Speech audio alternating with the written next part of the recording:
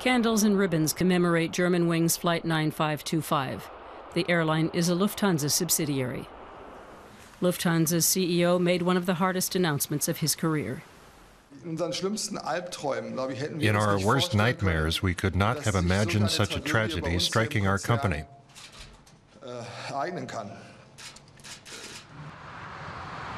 Lufthansa has always stood for safety and dependability.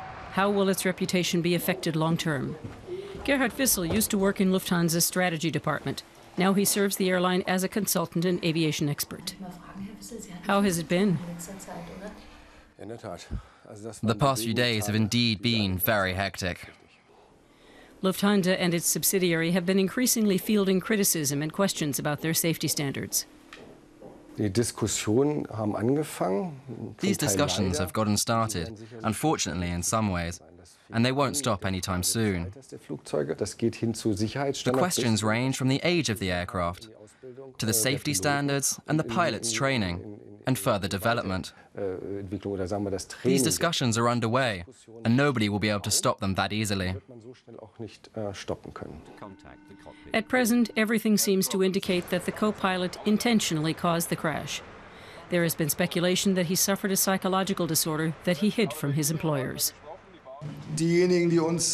Those in the industry who are familiar with us know that we select our cockpit crew members very carefully. We do so because that's part of who we are. It's part of our DNA. It's what we at Lufthansa believe in. In selecting our candidates, we not only examine their cognitive and technical abilities. The selection process gives a high priority to the candidate's psychological fitness as well. No matter what happens, confidence in Lufthansa has been shaken, as Rüdiger Straub points out.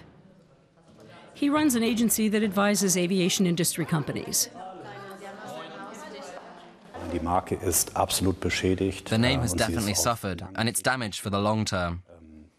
It'll take a very long time for it to return to anything like normalcy.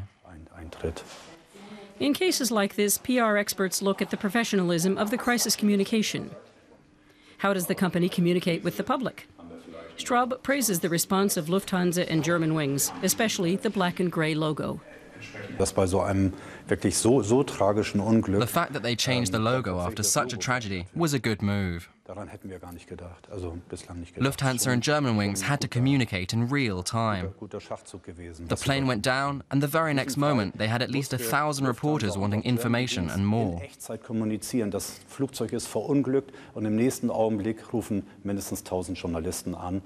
The consumers also communicate through social media. So given the situation, a functioning crisis manual is indispensable. The employees are united in grief with the CEO. Just days before the crash, they were at loggerheads over planned reforms. He can only do it if the entire workforce, both on the ground and in the air, stand behind him and understand why he's doing these reforms and what he's planning for the future. And if he can utilize this momentum, I think it'll be easier for him. Is everybody at Lufthansa pulling together? Or has the crash driven a deeper wedge between employees and management? The future of Europe's largest airline hangs in the balance.